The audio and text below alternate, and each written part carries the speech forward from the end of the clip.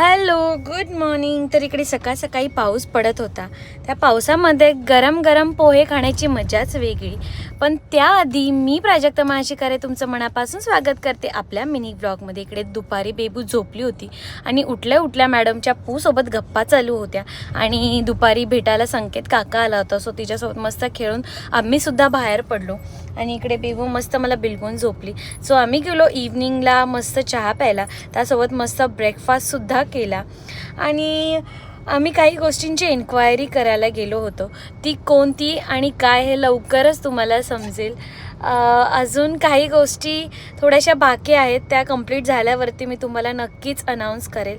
आणि त्या तसे दिवस पण जवळ आले होते आणि इकडे बेबू त्या मूर्तीला बघून एकदम हॅप्पी झालेली आणि तिला त्या मूर्तीकडेच जायचं होतं. सो अशा प्रकारे आणि जाता जाता मॅडमची इकडे मस्ती चालली होती कारमध्ये.